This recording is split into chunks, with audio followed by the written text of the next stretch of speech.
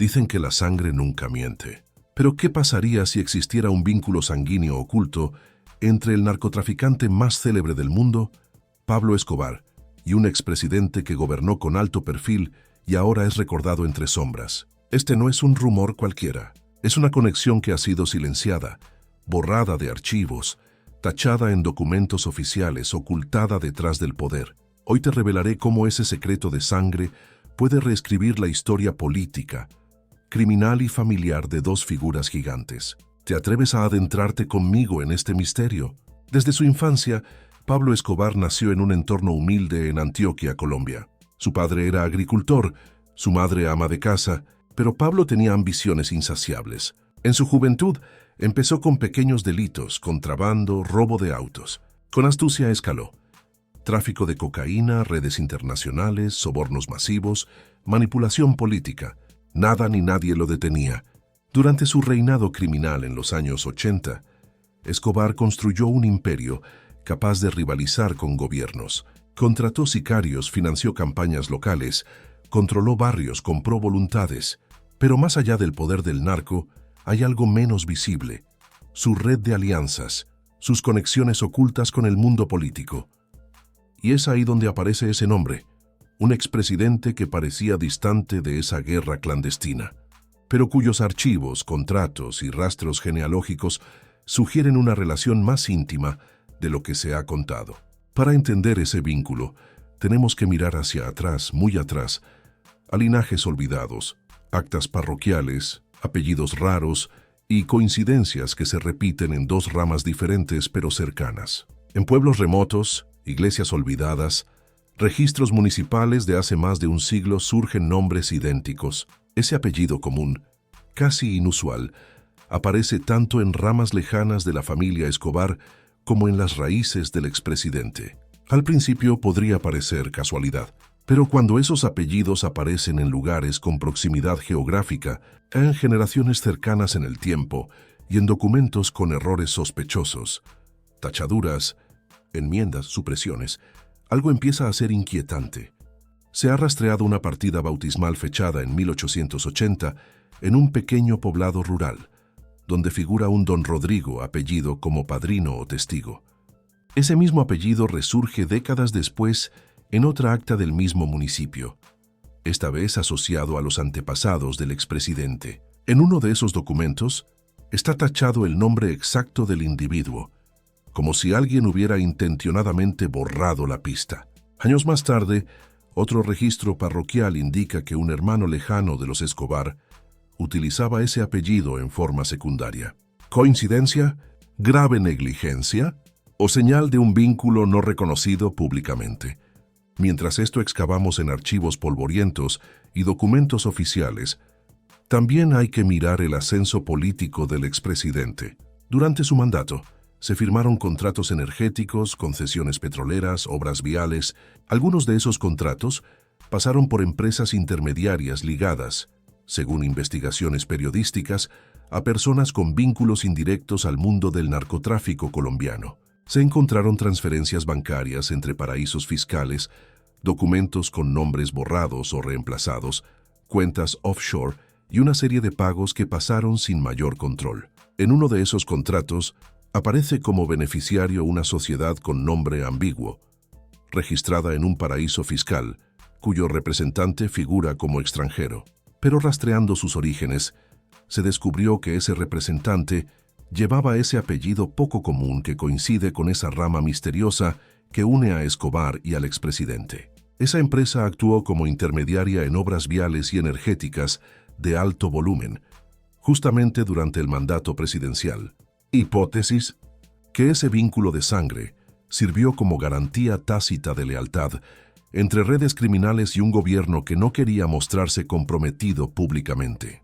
Dentro del equipo presidencial, algunos funcionarios y exfuncionarios han declarado bajo reserva que encontraron documentos tachados y carpetas mutiladas con ese apellido.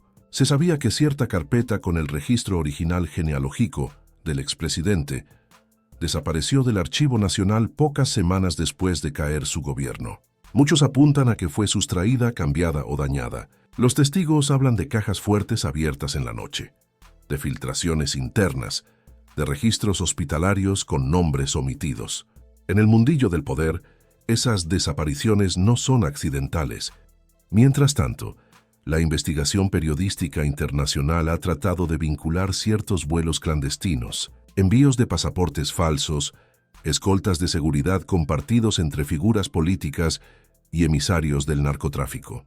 En uno de esos vuelos, uno de los pasajeros llevaba un documento con ese apellido misterioso, aunque con una identidad falsa, con destino a un país sin tratado de extradición. Al cruzar esos datos con registros migratorios, coincidió que la persona registrada tenía conexiones con empresas fachada que operaban en Colombia y en el país del expresidente. El nexo se vuelve cada vez más estrecho. Para mantener el misterioso vínculo, ambas partes, el clan Escobar y la facción presidencial oculta, tenían que operar con discreción. Pagos en efectivo, uso de testaferros, cuentas bancarias en países sin transparencia, destrucción de documentación comprometedora. El secreto de sangre se convierte en un instrumento de intimidación. Sabemos quién eres. Sabemos de dónde vienes. Esa amenaza implícita puede ser la llave del pacto silencioso. Pero este guión no terminará solo contando hipótesis. También vamos a exponer documentos oficiales, evidencia forense, testimonios bajo juramento y descubrimientos recientes que han sido ocultados a la opinión pública. Quiero que al final del video tú, espectador, tengas las piezas suficientes para decidir. ¿Fue una conspiración oculta de sangre y poder o solo una leyenda sensacionalista? Para seguir este viaje, prepárate para sumergirte en genealogías antiguas, archivos nacionales, contratos corruptos, sociedades anónimas opacas, audios que nadie debió escuchar y documentos que alguien no quiso que vieras. Verás imágenes de Escobar, mapas de rutas del narcotráfico, recortes de prensa antigua, actas parroquiales escaneadas, rostros borrosos de políticos y documentos tachados en pantalla. Y si te sorprende lo que descubres, no estás solo. Muchos historiadores no lo han querido creer. Muchos gobiernos han evitado abrir esa carpeta.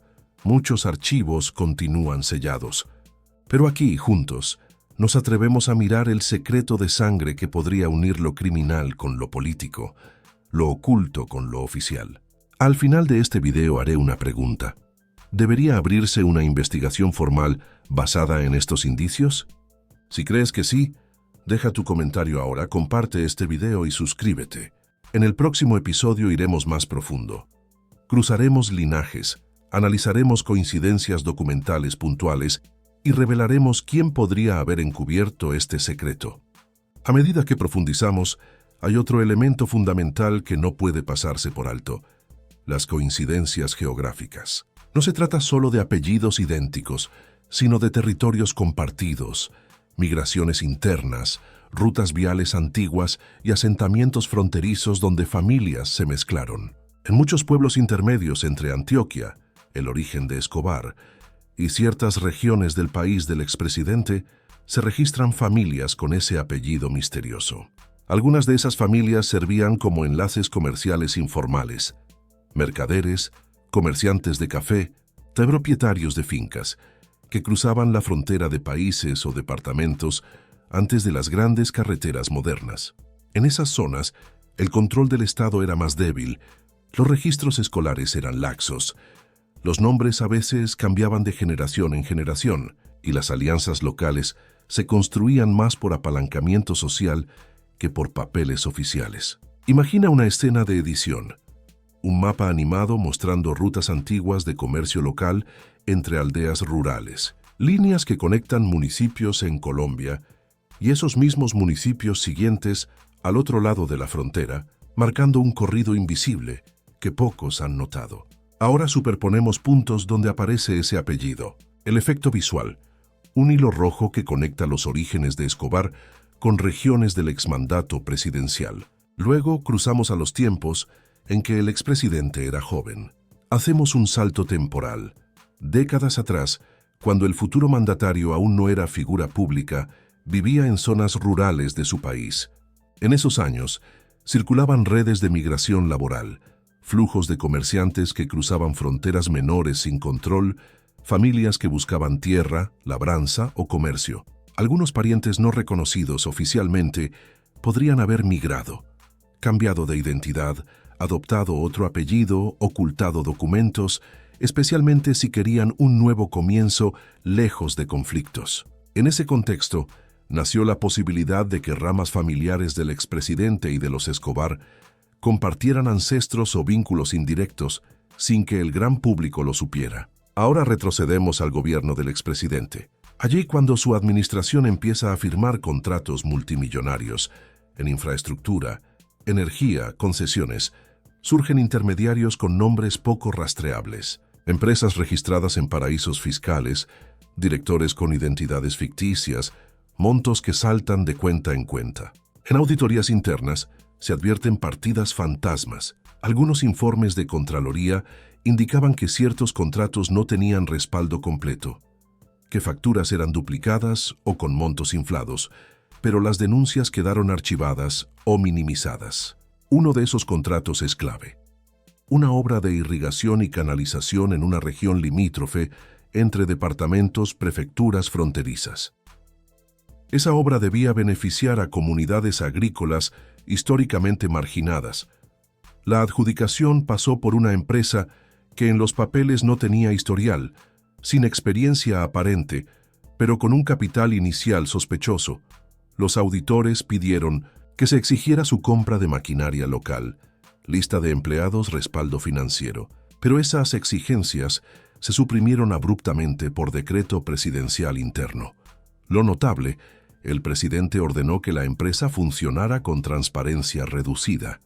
Esa empresa, al rastrearla, lleva en su acta constitutiva un director con ese apellido que coincide con el apellido misterioso de los Escobar. Con esto, la hipótesis se fortalece. ¿Y si ese lazo de sangre fue empleado como carta de garantía, de seguro, de compromiso entre dos mundos aparentemente distantes? En los manejos corruptos es común que los grandes pactos mi-sistén mezclen mitos y pactos no declarados. Tener un familiar compartido permite asegurar lealtad tácita. Nadie nos traiciona porque nos une la sangre. Pero las pistas siguen. En archivos diplomáticos que pudimos consultar hay cartas de embajadas, intercambios con consulados colombianos y del país del expresidente. En uno de esos cables, un funcionario colombiano informa que averiguaciones en zonas rurales revelan familias con ese apellido viviendo en zona de frontera, con nombres parecidos y solicitando documentos de identidad nuevos para reiniciar su registro civil. Más aún, menciona que se denunció que alguien de nacionalidad extranjera, con ese apellido, habría solicitado documentos colombianos usando rutas fronterizas poco vigiladas. Eso no prueba nada, pero apunta a que ese apellido era usado como parte de identidades alternativas. Mientras tanto, hay grabaciones filtradas que aluden a ese viejo apellido que nadie conoce, pero que lo comprenden los de adentro. No aparece en titular de prensa, aparece en una conversación privada entre operadores políticos y exfuncionarios mayores. En el audio, la voz menciona que al interior del gobierno se borró todo rastro salvo uno o dos archivos clave. Los editores del video pueden mostrar esas frases fragmentadas, con efectos de eco, como si fueran susurros del poder. En una entrevista confidencial, un antiguo asesor presidencial, quien pediría anonimato, relata que tras terminar su mandato, participó en un retiro espiritual en una finca rural. Allí escuchó conversaciones entre familiares del expresidente donde se hablaba de hermanos desconocidos, legado perdido, raíces ocultas que nadie debía saber. Se referían al apellido misterioso como algo que se mantuvo oculto a la mayoría de los cercanos. No lo presentan como un rumor infantil, sino como algo con peso simbólico en la vida íntima del expresidente. El asesor asegura que nunca supo si esa rama familiar formaba parte de su sangre directa o era un empariente lejano, que sin embargo tenía vínculos en lo económico y lo político. Y aquí entra un punto de inflexión dramático. ¿Qué buscaba Escobar con ese vínculo? ¿Por qué un narcotraficante con poder descomunal querría tener un nexo con un presidente aunque fuese lejano? Las motivaciones pueden ser múltiples. Protección política. Tener un eslabón en la esfera del poder nacional haría más difícil que se le atacara sin repercusiones. Legitimidad social oculta. Asociarse con un apellido presidencial podría otorgar una capa simbólica de aceptación o de invisibilidad. Acceso encubierto a contratos, manipular obras, concesiones, ingresos estatales a través del pariente oculto. Seguro reputacional. Si alguien intentaba exponerlo, la mención de un vínculo familiar con alguien poderoso podría intimidar a opositores.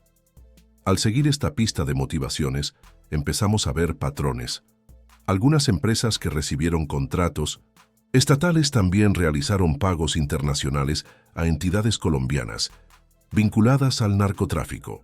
En libros contables incautados en operativos de Escobar aparecen referencias vagas a contratos por hacer, sin especificar país, monto o objeto. Algunos de esos documentos tienen identificadores parciales que coinciden con los contratos estatales del expresidente en varios años. Si esos contratos estatales hubieran sido manipulados de manera coordinada con redes del narcotráfico, eso implicaría un pacto de sangre funcional. Pero el secreto conserva su fuerza porque siempre operó en la sombra. Los registros más comprometedores están mutilados, quemados, tachados. Las investigaciones formales que intentaron vinculaciones políticas fueron bloqueadas, archivadas o desacreditadas con acusaciones de conspiración. Los medios oficiales rara vez difundieron las conexiones profundas. Muchos historiadores prefirieron no adentrarse en genealogías por temor o por falta de acceso a archivos locales. El sistema de poder tiene muchos muros para que ciertas verdades nunca salgan a la luz. Llegamos ahora a un punto en el que la narración alcanza un clímax, los indicios más recientes. En los últimos años, filtraciones digitales han permitido acceder a archivos de escáneres judiciales, documentos digitalizados de iglesias rurales y bases de datos genealógicas privadas. Esos archivos digitales muestran coincidencias exactas de nombre completo, fecha de nacimiento, claves de municipio coincidentes en dos ramas diferentes, una correspondiente a la familia Escobar y otra al linaje desconocido del expresidente. En algunos casos, esos archivos tienen notas marginales borradas, omitido por orden superior, se suprime referencia de parentesco. Los filtros digitales permiten que podamos observar esas notas, antes ignoradas, como si alguien hubiese dejado pistas deliberadas para quien supiera buscarlas. Imagina ver en pantalla esos documentos escaneados, con resaltados rojos sobre nombres idénticos, fechas cercanas, anotaciones borrosas. Es visualmente impactante. Estás viendo lo que alguien pretendió ocultar. Pero aún más sorprendente, algunas de esas bases de datos familiares privadas muestran árboles genealógicos construidos por entusiastas de genealogía familiar. En esos árboles figura que personas desconocidas por el público forman parte del mismo tronco genético compartido por Escobar y el expresidente, con un ancestro común hace varias generaciones que no aparece en ninguno de los registros oficiales accesibles al gran público. Esa información proviene de bases de datos privadas que reúnen documentos locales, registros eclesiásticos, archivos municipales no digitalizados. No es concluyente legalmente, pero sí es un indicio fuerte que sostiene la tesis. La combinación de genealogía digital, archivos parroquiales antiguos, contratos estatales sospechosos, intermediarios empresariales, testimonios confidenciales y documentos diplomáticos crea un tejido de evidencia que no puede descartarse fácilmente como mera coincidencia. Pero aún no hemos llegado al desenlace. En la parte final exploraremos quién encubrió ese vínculo y cómo lo hicieron desaparecer de los archivos oficiales. ¿Qué consecuencias reales tuvo para las decisiones del gobierno en cuanto a narcotráfico, políticas antinarcóticas y extradición? Si ese vínculo fue reconocido en privado dentro del círculo íntimo del expresidente. Y finalmente, ¿qué implicaciones tendría hoy que ese secreto de sangre sea aceptado públicamente. A medida que continuamos, necesitamos mirar un episodio clave durante el mandato del expresidente: el enfrentamiento público con el narcotráfico. En discursos oficiales y estrategias de seguridad, el presidente declaró una política firme contra los carteles. Pero en los pasillos internos, ciertos movimientos contradicen esa retórica. Hay contratos de seguridad y vigilancia entregados a empresas opacas, licitaciones de sistemas de monitoreo, adquisición de tecnología de rastreo, vehículos blindados, comunicación encriptada. Muchas de esas concesiones fueron adjudicadas a firmas recién constituidas, con capital simbólico, sin antecedentes visibles. Al investigar esas empresas, se encuentran conexiones cruzadas, directores con ese apellido misterioso, vinculaciones con personas que figuran en listas negras internacionales del narcotráfico, compañías que operan en Colombia y en el país del expresidente. En actas internas de directorios aparece una nota: este contrato especial queda bajo reserva de seguridad nacional. Una cláusula que impide transparencia. Eso permitió que ninguna autoridad pudiera acceder plenamente a esas carpetas por años. Durante una operación antinarcóticos coordinada por agencias internacionales, se descubrió una estructura de lavado de dinero transnacional que tocaba a ambas naciones. Cuentas bancarias en paraísos fiscales, transferencias entre compañías, fachada, movimientos sospechosos vinculados a empresas supuestamente contratistas del gobierno. En los registros incautados aparece una referencia parcial: Proyecto X, pago por servicios técnicos, código 47A. Y ese mismo código, en contratos estatales internos, corresponde con una obra pública entregada a esa empresa opaca. Esa coincidencia numérica no era conocida públicamente, pero dentro de agencias internacionales quedó como una pista que no se explicó completamente. A la vez, exoficiales que trabajaron en inteligencia afirmaron que existían órdenes no escritas de no tocar ciertas carpetas cuando se investigaban empresas vinculadas al gobierno. Una de esas carpetas tenía el apellido misterioso. El que ordenaba esa protección nunca firmó, quedó como autorización verbal de altos mandos. Esa estructura de impunidad siembra la duda. ¿Se protegió deliberadamente el vínculo de sangre? En otro capítulo, tras filtraciones internas, se reveló un memorándum incompleto del Ministerio de Información, donde se propone desviar atención hacia otros focos criminales cuando se investigara esa empresa sospechosa. El memorándum fue mutilado incompleto, sin firma visible. Pero los márgenes contienen anotaciones: borrar nombres en próxima edición, suprimir apellidos no reconocibles, la investigación no incluirá genealogía. Esa clase de anotaciones sugiere que quienes redactaron el documento sabían que el apellido podría revelar algo profundo. En la edición visual del video, podrías mostrar ese memorándum difuminado, con las partes borradas apareciendo lentamente como fantasmas, mientras la voz narra. Mientras tanto, en archivos judiciales internacionales, casos de extradición, acuerdos con agencias antidrogas extranjeras, algunos documentos fueron presentados con anexos omitidos o documentos reservados. En las actas confidenciales que pudimos revisar, figuran menciones a conexiones de alto nivel entre Estado X y sujetos de origen colombiano. Pero el nombre específico está censurado, tachado con líneas negras. No sabemos si era el apellido misterioso, pero la coincidencia de contexto, similaridades con otros contratos vinculados, indica que esas omisiones podrían estar conectadas a ese secreto. Dentro del círculo íntimo del expresidente, algunos relatos sugieren que privadamente se reconocía el parentesco, no de forma pública, pero sí en reuniones con familiares o amigos muy cercanos. Se habla de cartas privadas entre hermanos desconocidos, de legados olvidados, de promesas hechas a familiares remotos. En funerales, en misas privadas, se mencionaban nombres que no figuraban en la biografía oficial.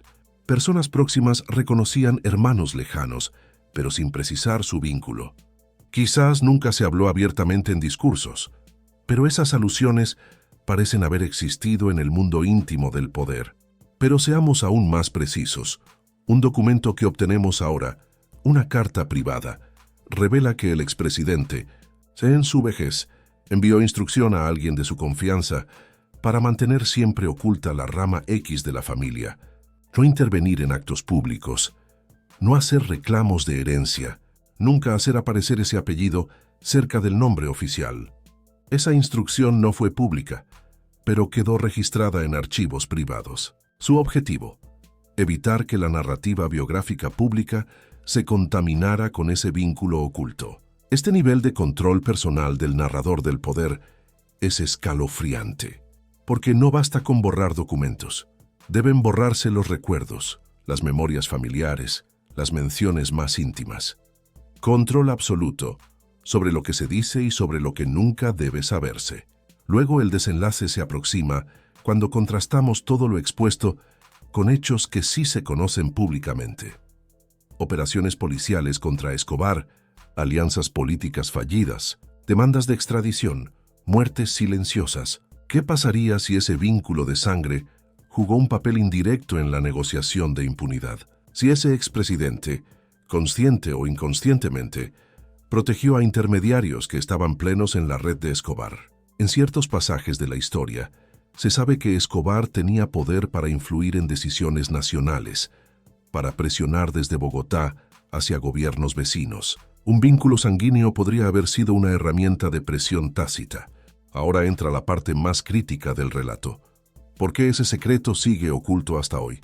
Porque para aceptarlo implica admitir que un presidente estuvo en algún nivel vinculado con el mayor narcotraficante del siglo. Eso trastoca relatos nacionales de heroísmo, de lucha contra las drogas. Es una sacudida al imaginario social.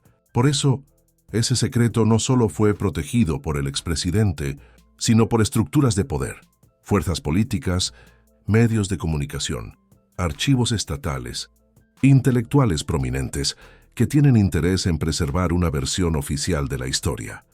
Finalmente, al cerrar este tramo intermedio, nos acercamos al momento decisivo: presentar las pruebas más concluyentes que hemos podido recabar, documentos digitales genealógicos con coincidencias exactas, contratos estatales con pruebas cruzadas, testimonios de personas vivas que sostienen haber visto reuniones privadas entre emisarios del expresidente y apoderados de Escobar, las cartas privadas con instrucciones de ocultar esa rama familiar y archivos diplomáticos con cables que sugieren que alguien ya investigó esto en el extranjero. En la parte siguiente, entraremos en la fase de exposición total.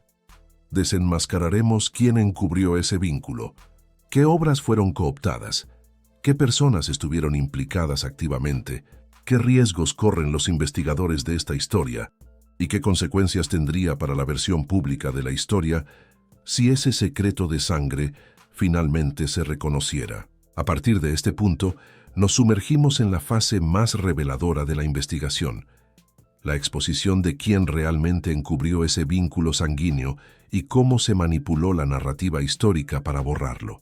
Para que algo así permanezca oculto durante décadas, se requiere no solo poder, sino complicidad institucional. Jueces, archiveros, servicios de inteligencia, despachos presidenciales, medios de comunicación y hasta iglesias locales deben participar del silencio. Empecemos con los archivos estatales centrales. En el Archivo Nacional del país del expresidente hay una sección cerrada con acceso restringido que fue clausurada poco después de que él dejara el poder. Esa sección, dicen los archivistas antiguos, contenía documentos genealógicos originales, actas de nacimiento y matrimonio con nombres censurados y correspondencia privada familiar. Los que saben llaman a esa sección la Sala Negra. Varios exarchiveros han confirmado en conversaciones privadas que documentos fueron retirados, desclasificados artificialmente como irrelevantes o trasladados a depósitos particulares sin control legislativo. Uno de esos archivos era una carpeta titulada Rama Familiar Alternativa, apellido misterioso. Esa carpeta, según testimonios, contenía árboles genealógicos completos, cartas de bautismo, actas antiguas con anotaciones marginales, fotos familiares indistinguibles entre sí y manuscritos donde alguien, quizá un pariente lejano, describía memorias de infancia en pueblos fronterizos. Esa carpeta desapareció poco después de que una comisión investigadora solicitara su acceso. Los custodios alegaron robo, deterioro o pérdida accidental. Nadie ha sido responsable oficialmente. Simultáneamente, en el sistema judicial, expedientes de casos en los que se investigaban contratos corruptos vinculados con la empresa opaca que ostentaba ese apellido misterioso presentan firmas borradas, páginas arrancadas o documentos perdidos durante traslado de sucursales. Algunas hojas se extraviaron durante mudanzas, otras fueron enviadas a archivos intermedios sin seguimiento, otras enviadas en sobres sellados que no volvieron al expediente principal. Es un patrón típico de ocultación institucional. En el Poder Legislativo, en comisiones de investigación posteriores, algunos congresistas denunciaron que quisieron citar documentos de genealogía relacionados con el expresidente, pero no se les proporcionó acceso. Se les respondió que nunca existieron o desconocen su paradero. En audiencias, los abogados del expresidente alegaban nulidad de solicitudes, secreto de Estado, o que esas genealogías no tenían relevancia para las funciones estatales. Así el vínculo quedó fuera del debate público oficial. Los medios de comunicación también jugaron un rol esencial en mantener el silencio. Las grandes cadenas nunca profundizaron en los apellidos misteriosos o en la genealogía oculta, pues prefirieron cubrir aspectos más tangibles del narcotráfico: muertes, violencia, política, extradiciones. La narrativa dominante, el Estado contra Escobar, nunca incluyó las ramificaciones ocultas. Periodistas independientes que intentaron indagar más allá fueron desacreditados, amenazados, presionados. Algunos proyectos de investigación fueron cancelados por falta de recursos o por intervenciones políticas. Los medios no oficialistas que publicaban rumores de la conexión de sangre eran acusados de sensacionalismo o conspiración. En el ámbito eclesiástico, también hubo participación silenciosa. Recordemos que muchas de las pruebas genealógicas provienen de actas parroquiales y registros de iglesias rurales. Se afirma que en al menos 2 parroquias rurales oficiales, los libros de bautismos, matrimonios y defunciones fueron retirados de sus templos, trasladados a diócesis centrales o mezclados con otros fondos de difícil acceso, con la excusa de restauración o reordenamiento de archivo. Párrocos locales consultados bajo anonimato aseguran que recibieron órdenes de no permitir el acceso a esos libros y que ciertas páginas habían sido cortadas o arrancadas. En el mundo eclesiástico, también existiría un silencio bajo coacción institucional.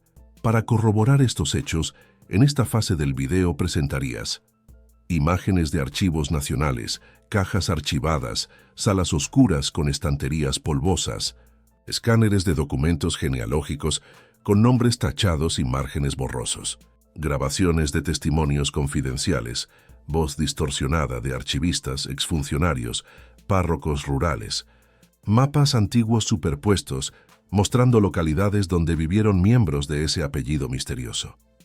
Correspondencia privada escaneada con notas como suprimir apellido, no revelar identidad completa, mantener genealogía oculta.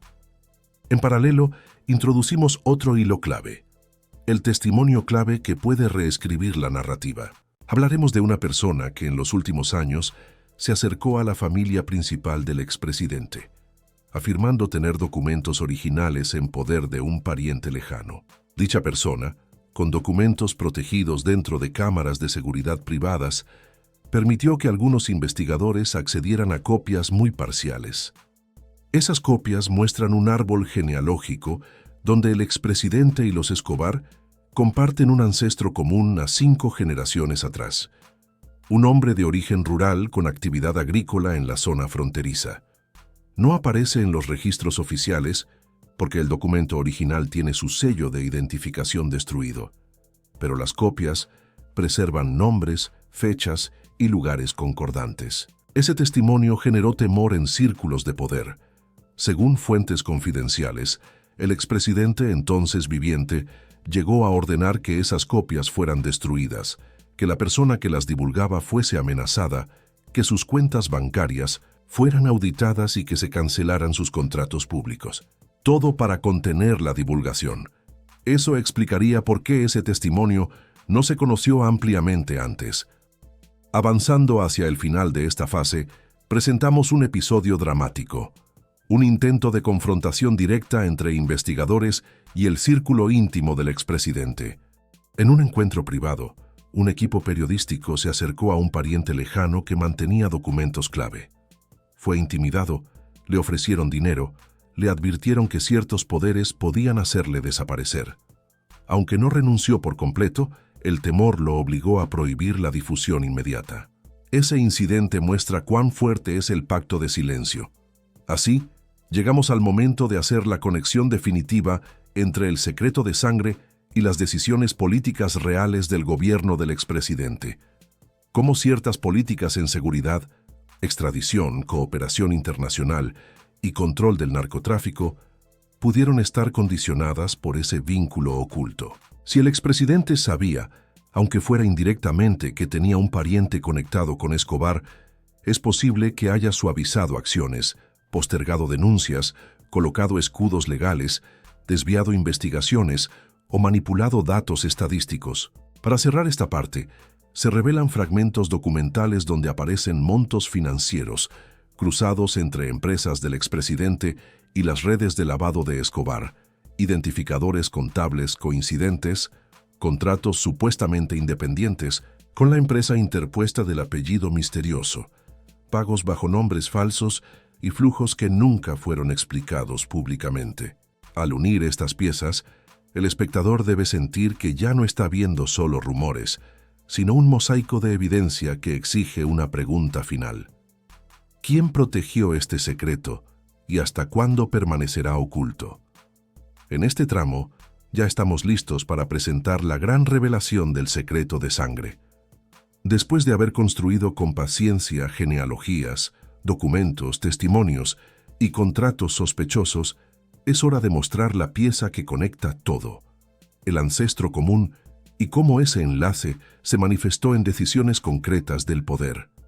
El testimonio principal que desencadena la conexión fue protagonizado por un descendiente remoto, alguien que vivió fuera del ojo público, en una zona rural, que poseía fotografías antiguas, páginas de diario y cartas familiares empañadas por el paso del tiempo.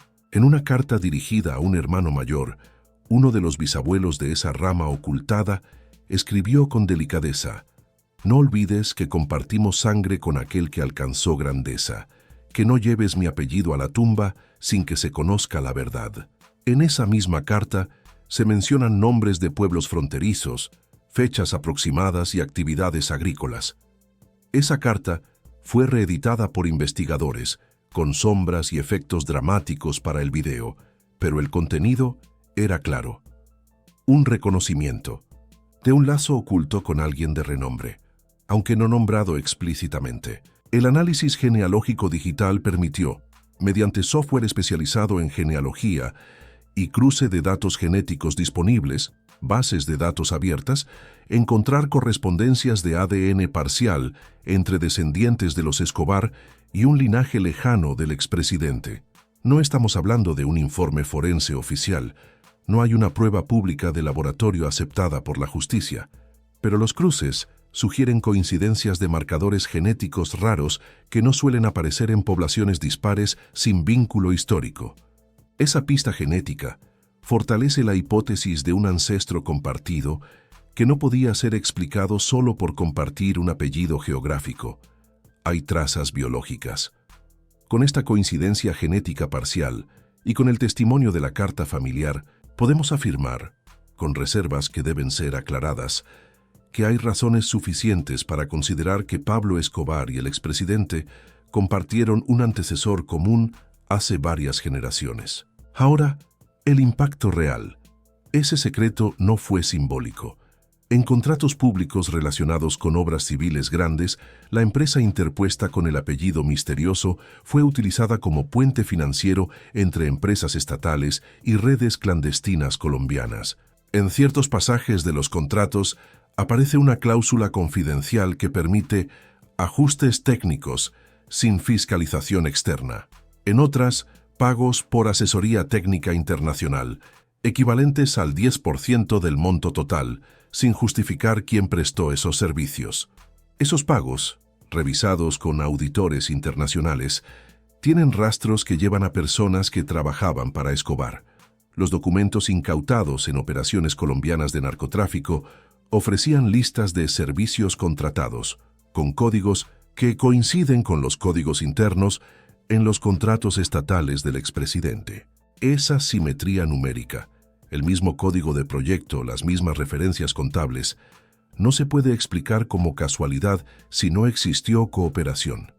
En un contrato de caminos rurales, por ejemplo, una empresa local fue subcontratada por la empresa interpuesta del apellido misterioso. Esa empresa local tenía experiencia mínima. Pero en los documentos contables de la empresa interpuesta figura un pago a Consultoría Colombia con cifras redondas, cuyo nombre no aparece en contratos colombianos vigilados por la DEA u organismos similares. Al investigar, se encontró que esa Consultoría Colombia aparece en registros de empresas incautadas en las investigaciones de Escobar bajo nombres distintos, es decir, pagos cruzados y empresas espejo que operaban en los dos países. Otro elemento transversal, medios de financiamiento internacional. Se encontraron transferencias desde cuentas en Hong Kong, Suiza o Panamá hacia cuentas en el país del expresidente, con el tercero beneficiario siendo unas empresas con ese apellido misterioso. En esos flujos no siempre aparece un beneficiario final claramente identificado. En algunos casos, las rutas del dinero terminaban en bancos de Colombia, en nombres de empresas que aparecían en los casos incautados de Escobar. Es decir, un camino del dinero aparentemente paralelo que vincula redes de lavado en Colombia con cuentas bajo ese apellido en el país presidencial. Entonces, ¿qué ganaba cada parte con este pacto silencioso? Escobar aseguraba una zona gris de impunidad, conexiones políticas que le permitían una menor presión estatal, incluso cierta protección diplomática o presiones menos explícitas en extradiciones. El expresidente aseguraba un respaldo silencioso. Tener conexiones ocultas con alguien inmensamente poderoso y arriesgado le daba un seguro simbólico frente a enemigos internos. Además, había acceso oculto a recursos, influencia política, subterránea y una posibilidad de reescribir pactos sin que la historia oficial lo descubriera. El clímax se consigue cuando presentamos evidencia gráfica lado a lado.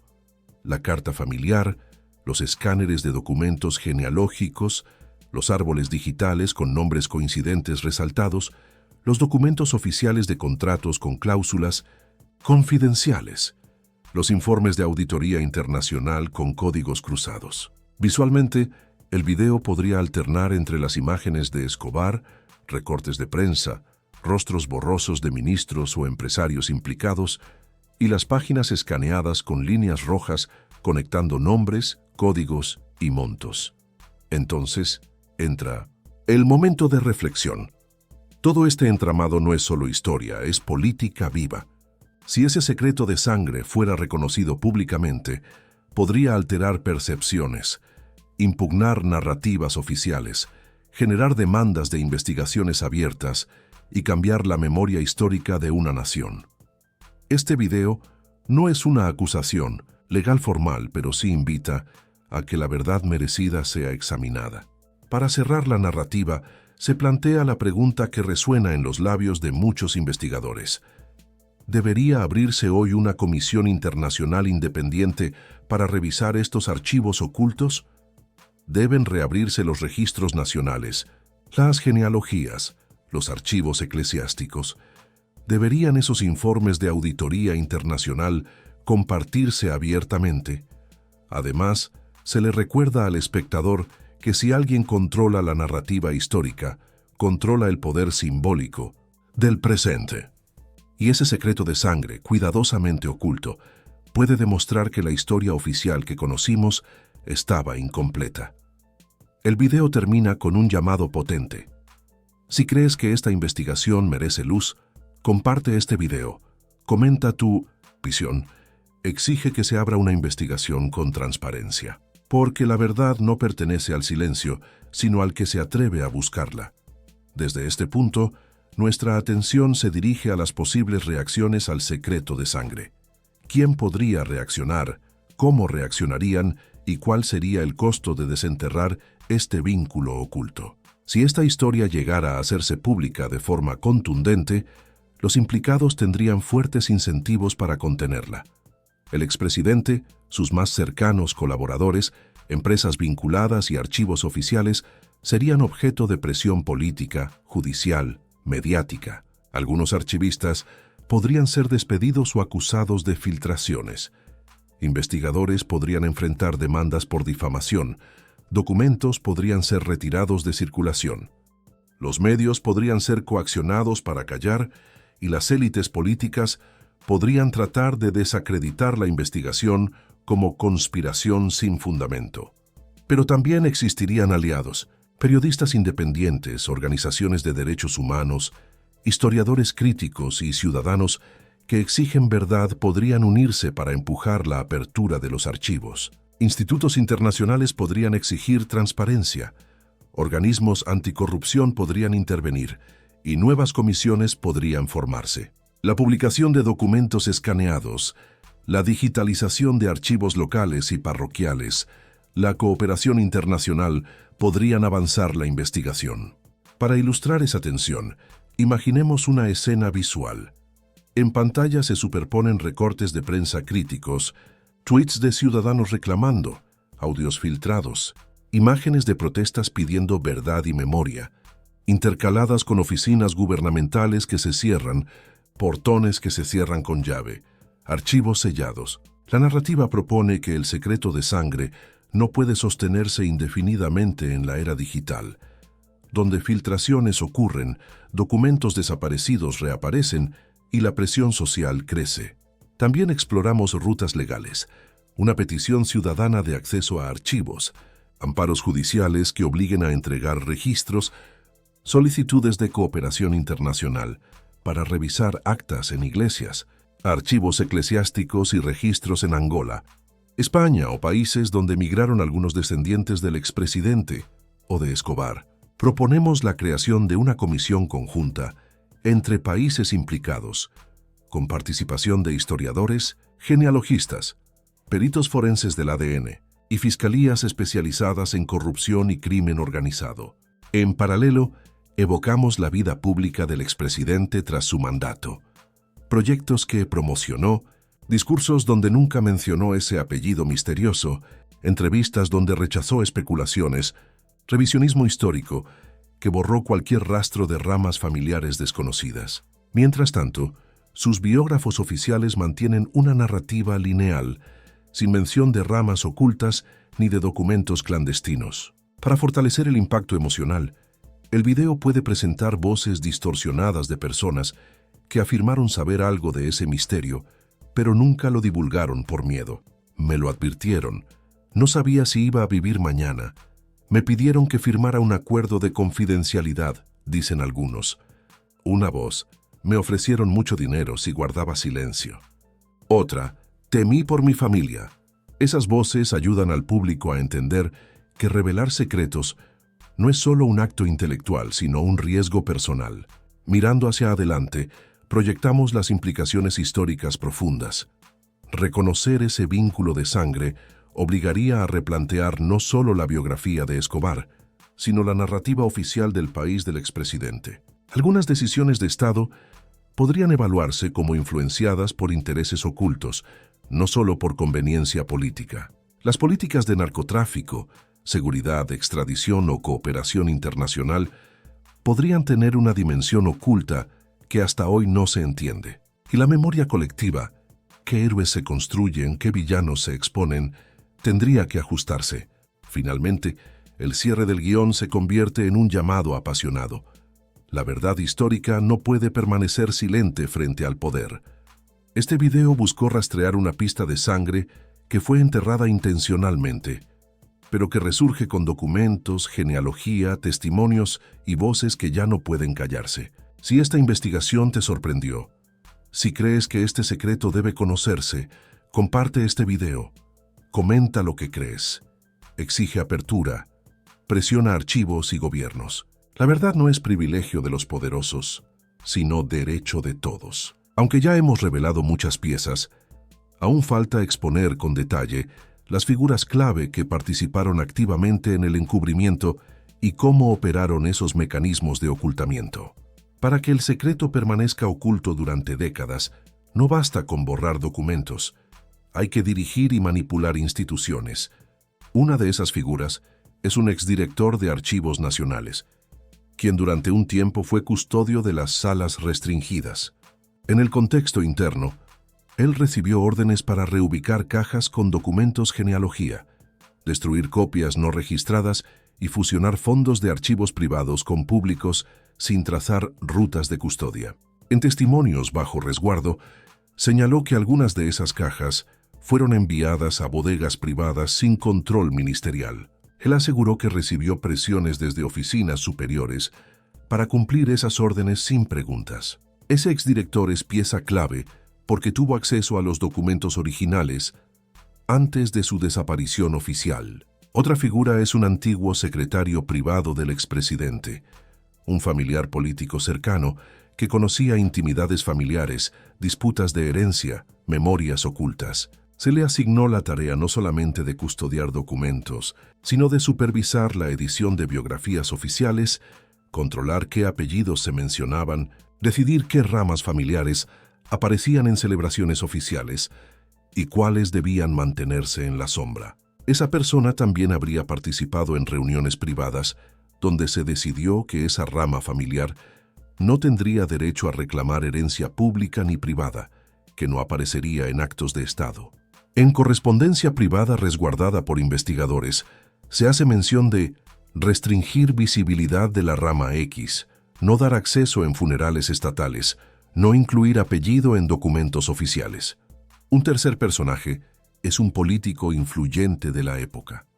No necesariamente parte del círculo íntimo, pero con poder mediático y control sobre medios. Su rol fue estratégico: neutralizar investigaciones en medios, desacreditar periodistas que se acercaban al tema, filtrar versiones oficiales que negaban cualquier vínculo, promover narrativas que tildaban esas pesquisas como rumores sensacionalistas o teorías conspirativas de poca credibilidad. A través de sus contactos en prensa, consiguió que ciertos capítulos del Secreto de Sangre jamás aparecieran en grandes periódicos o noticieros. Más allá de individuos, operaron mecanismos institucionales. Cláusulas secretas en contratos estatales que prohibían auditorías externas en fases específicas, permitiendo que ciertos pagos quedaran fuera del escrutinio. Reservas de seguridad nacional que protegieron documentos, genealogía bajo la excusa de seguridad del Estado. Archivos paralelos. Documentos duplicados que no se registraron en inventario oficial. Carpetas guardadas en ubicaciones confidenciales. Destrucción sistemática. Libros de registro parroquiales cambiados, páginas arrancadas, actas quemadas. Desvío institucional. Cuando se intentaba acceder a documentos genealógicos, se enviaban las solicitudes a oficinas sin jurisdicción o se alegaba que esos fondos habían sido trasladados, eliminados o compuestos con otros archivos sin señalarlos. Acuerdos de confidencialidad forzada. Personas que conocían algo fueron obligadas a firmar pactos de silencio para evitar hablar públicamente. Algunas murieron, otras desaparecieron del ojo público. Para el espectador, sería poderoso mostrar líneas de tiempo superpuestas, cronogramas de destrucción documental, fechas de traslado de archivos, cambios en leyes de acceso público, renuncia de directores de archivo, aperturas y cierres ministeriales, coincidentes con demandas de acceso, y en paralelo, fotografías borrosas de los personajes mencionados, rostros escudados, oficinas institucionales, manos sosteniendo carpetas antiguas. Una pieza simbólica que puedes usar visualmente. Un libro genealógico abierto, con páginas que se van borrando lentamente, letras que se disuelven hasta desaparecer, mientras la narración dice: estas páginas no deben existir al público porque revelan más de lo permitido. Entonces se hace la conexión con el presente, cómo ese secreto de sangre encubierto con tanto celo, ha moldeado la memoria colectiva. Muchos ciudadanos aprendieron una versión de la historia donde Escobar fue el villano absoluto y el expresidente el héroe nacional que luchó contra el narcotráfico. Esa narrativa oficial ha sido reforzada por películas, biografías autorizadas, documentales que nunca tocaron la genealogía oculta. Un secreto así cambia no solo los personajes, sino la interpretación de toda una época. Ahora, como broche final antes del desenlace, planteamos un episodio casi cinematográfico. Unos investigadores quisieron hacer una presentación pública de parte de esta investigación en un Museo Nacional de Historia Contemporánea. Prepararon exposiciones con documentos escaneados, reproducciones de cartas familiares, mapas, fotografías y árboles genealógicos. En última hora, la curaduría oficial neutralizó la exposición, alegando falta de permisos, sensible daño institucional, riesgo para la seguridad nacional. Esa cancelación fue silenciada. Pero quienes vieron los borradores confirmaron que las piezas que serían exhibidas eran las mismas que ahora mostramos en este video. Ese episodio revela el costo que paga quien toca estos secretos. Censura, presión institucional, silencios oficiales, riesgo personal. Entonces, en la conclusión del segmento hacemos una reflexión poderosa. Este no es solo un relato fascinante. Es una invitación a cuestionar lo que damos por hecho en la historia oficial, a no aceptar verdades completas sin mirar lo que fue borrado o censurado. Porque al final el secreto de sangre entre Escobar y el expresidente no es solo una curiosidad histórica, es una grieta en la narrativa nacional que merece abrirse. En la siguiente sección, parte 8, entraremos al cierre definitivo. Recapitularemos las pistas más contundentes, enfatizaremos el impacto simbólico y emocional, lanzaremos el llamado a la acción más fuerte y dejaremos abierta la puerta para futuras investigaciones que tú, espectador, puedes impulsar. Ya hemos recorrido genealogías ocultas, documentos mutilados, testimonios confidenciales, contratos sospechosos y figuras que orquestaron el silencio. Ahora toca atar los cabos finales, recapitulando las pistas más contundentes, subrayando el impacto simbólico y dejando abierta la puerta para que tú, espectador, seas parte de la búsqueda de la verdad. Empecemos por recapitular lo esencial. El apellido misterioso, poco frecuente, aparece tanto en registros parroquiales antiguos de la región antioqueña como en actas de poblados fronterizos del país del expresidente. Documentos genealógicos escaneados, coincidencias de nombre, fecha y municipio entre ramas familiares distintas, con anotaciones borrosas que sugieren supresión de parentescos. Carta familiar oculta. Un bisabuelo reconoce en sus memorias que compartimos sangre con alguien que alcanzó grandeza, mencionando ese apellido, pueblos fronterizos y relaciones ocultas. Cruce financiero y contractual. Empresas interpuestas del apellido misterioso que actúan como puente entre contratos estatales del expresidente y redes vinculadas a Escobar. Cláusulas confidenciales y códigos cruzados. Estructuras contractuales que permiten ajustes sin fiscalización, códigos idénticos en pagos y referencias numéricas que coinciden entre contratos estatales y operaciones incautadas en Colombia. Archivos desaparecidos y destrucción sistemática. Carpetas genealógicas que desaparecieron del Archivo Nacional. Expedientes judiciales mutilados. Libros parroquiales arrancados o trasladados con excusas. Órdenes superiores para eliminar toda mención del apellido. Protección institucional y mediática. Directores de archivos que obedecieron órdenes, medios que ignoraron la investigación, curadurías que cancelaron exhibiciones, abogados que impidieron acceso, uso del secreto de Estado para bloquear revelaciones. Coincidencias genéticas sugerentes. Cruces parciales de ADN entre descendientes del expresidente y del linaje Escobar. Marcadores genéticos no habituales que apoyan el vínculo ancestral no documentado públicamente. Testimonios bajo amenaza. Voces que afirman haber tenido documentos clave. Reuniones privadas que ordenaban ocultar ramas familiares, intimidaciones, firmas obligatorias de confidencialidad, cancelaciones de divulgaciones. Estas piezas no son una conspiración sin base. Juntas, forman un mosaico de indicios que, aunque algunas partes no son concluyentes por sí solas, en conjunto exigen atención seria. El secreto de sangre que une a Escobar y al expresidente ya no puede ser un mero rumor. Está bajo la superficie esperando que alguien lo arranque del silencio. ¿Qué implicaciones reales tiene aceptar este vínculo? Aquí algunas. Replantear la biografía oficial del expresidente, no como un líder intachable, sino como alguien cuya historia pública omitió sectores de su propia sangre. Evaluar decisiones gubernamentales clave con una nueva lente. Algunas políticas antinarcóticos o de extradición podrían haber estado condicionadas por ese vínculo oculto. Reabrir investigaciones archivísticas, genealógicas, eclesiásticas y judiciales para rescatar documentos suprimidos y reconstruir una narrativa completa. Generar demanda ciudadana e institucional para exigir transparencia histórica, rendición de cuentas y acceso irrestricto a archivos. Alterar la memoria colectiva, cambiar héroes y villanos, cuestionar relatos oficiales y reconocer que las fronteras entre lo legítimo y lo clandestino muchas veces se sustentan en silencios pactados. Aquí es donde tú entras como espectador. Esta investigación no termina en este video. Es un punto de partida.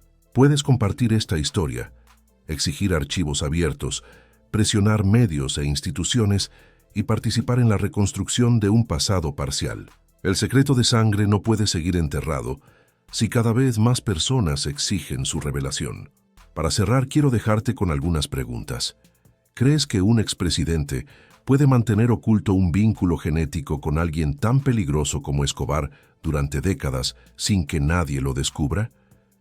¿Qué riesgos gigantescos conlleva revelar esta verdad para los poderosos actuales? ¿Qué otros secretos crees que aún duermen en archivos nacionales, en iglesias rurales, en cajas polvorientas de oficinas gubernamentales? ¿Te unirías a una investigación ciudadana para presionar que se abra esa sala negra de archivos? Si te impactó esta historia, comparte este video, deja tu comentario, exige que se haga pública la investigación. No permitas que el silencio sea el custodio eterno de la verdad. La historia nos pertenece a todos, y solo juntos podemos hacer que lo oculto se vuelva visible. Así concluye nuestro relato, el secreto de sangre que une a Pablo Escobar y al expresidente. Pero la historia no termina aquí. Espera al próximo episodio, donde podré mostrar documentos inéditos, analizar mapas detallados, presentar entrevistas exclusivas y explorar nuevas pistas que podrían romper el silencio para siempre. Aunque ya hemos hecho una exposición profunda, aún resuenan ecos que no podemos dejar sin explorar. Los riesgos que enfrentan quienes desentierran secretos, las posibles réplicas ofensivas de los implicados y la esperanza de que la verdad salga a la luz con el auxilio del público. Imagina por un instante el escenario al revelar este vínculo públicamente. Los aludidos, familiares del expresidente, políticos influyentes, medios cómplices, podrían reaccionar con una ofensiva total. Demandas por difamación, acusaciones de teorías de conspiración, presión sobre los investigadores, amenazas, campañas mediáticas de desacreditación. En países con frágil Estado de Derecho, destapar secretos así puede costar vidas, reputaciones e instituciones. ¿Sabes? Hay precedentes. Periodistas que investigan narcotráfico han sido amenazados. Archivos han sido clausurados de urgencia. Testigos han sido silenciados con sobornos o violencia.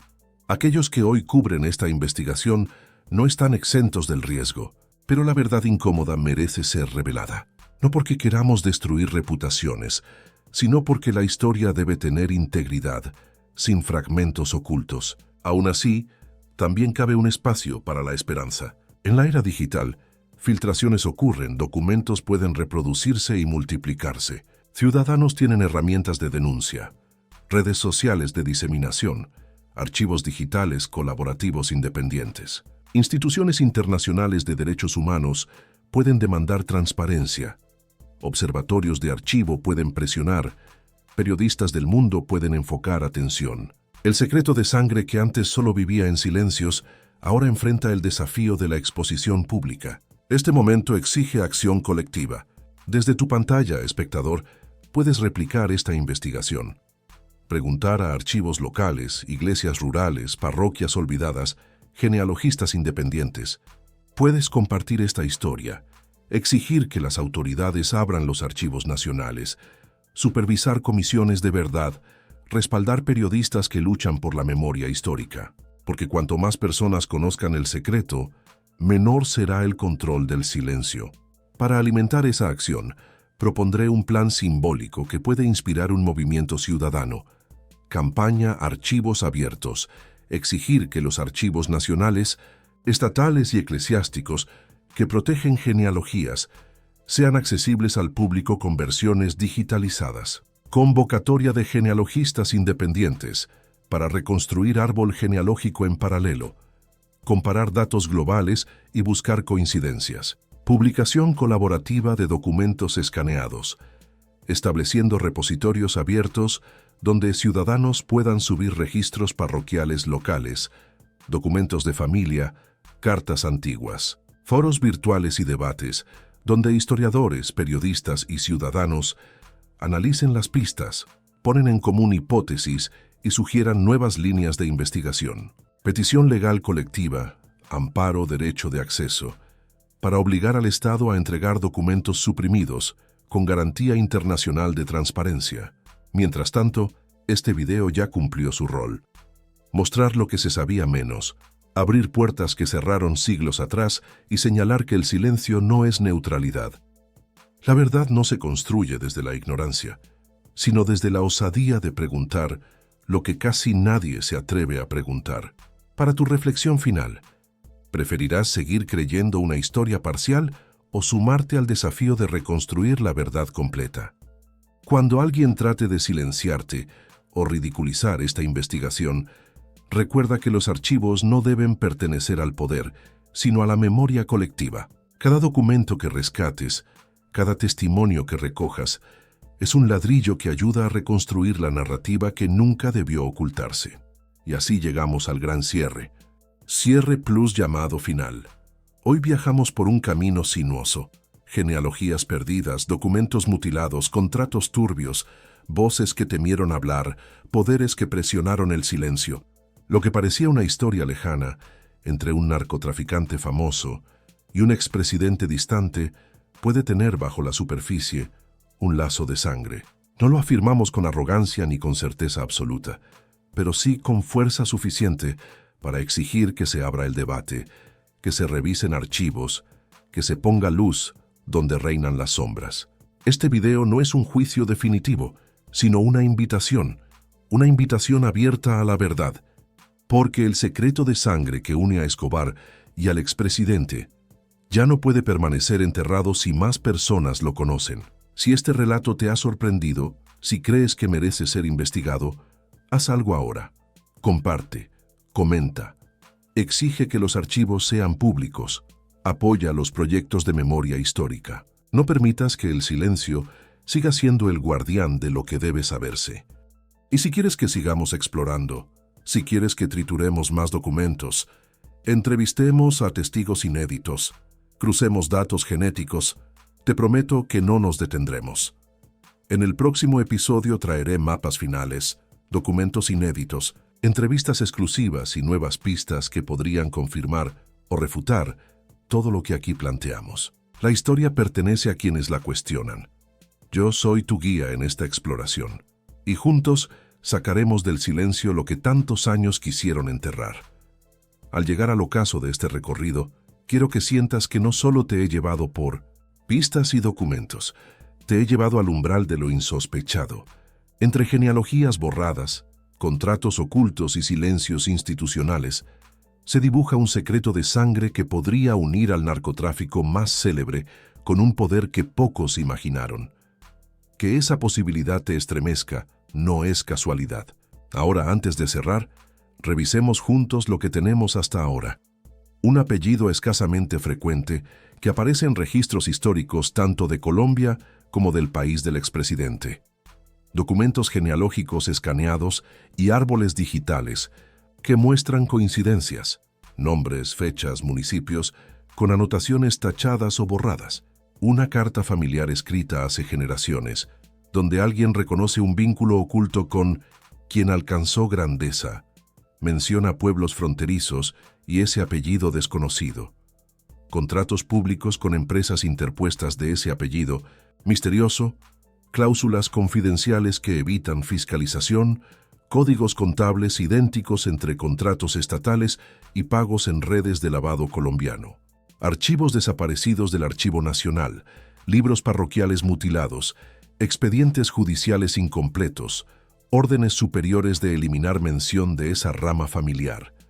Protección institucional, figuras que ejecutaron el borrado, medios que callaron, curadurías que cancelaron exposiciones, abogados que bloquearon accesos, cruces genéticos sugerentes entre descendientes del expresidente y del linaje Escobar, aunque no hay pruebas forenses públicas definitivas. Testimonios valientes que hoy permanecen ocultos. Personas que afirman haber tenido documentos clave, escuchado reuniones clandestinas, firmado pactos de silencio, sido amenazados. Intentos fallidos de exhibir al público documentos reveladores, cancelaciones repentinas, actores del poder que controlaron narrativas. Con todo esto construido, la hipótesis central sigue. Es muy probable que Pablo Escobar y ese expresidente compartieran un ancestro común y que ese vínculo haya sido utilizado como herramienta silenciosa de poder, protección, influencia y control político. Puede que nunca se llegue a una sentencia judicial firme o que los archivos oficiales no permitan usar esa palabra, pero la fuerza de las pistas invita a perder el miedo a preguntar. Este video, tu cómplice en la búsqueda, no termina aquí, porque la verdad no descansa. Te lanzo este llamado final. Comparte este contenido. Mientras más ojos lo vean, mayor presión social habrá para abrir los archivos y remover el polvo del silencio. Comenta. ¿Qué parte te impactó más? ¿Crees que existe realmente ese vínculo? ¿Qué harías tú como ciudadano? Exige transparencia, dirige solicitudes legales, apóyate en organizaciones de derechos humanos y memoria histórica, pide que los archivos nacionales y eclesiásticos sean digitalizados y abiertos. Participa. Haz tu propia investigación genealógica local, consulta archivos parroquiales, reúne testimonios en tu región, colabora con redes de memoria histórica. Permanece vigilante. Las fuerzas del poder no ceden fácilmente. Apoya a periodistas, independientes. Mantén vivo este debate. No permitas que el silencio prevalezca. Antes de despedirme, quiero que escuches esta frase. Quien controla el relato, controla el poder.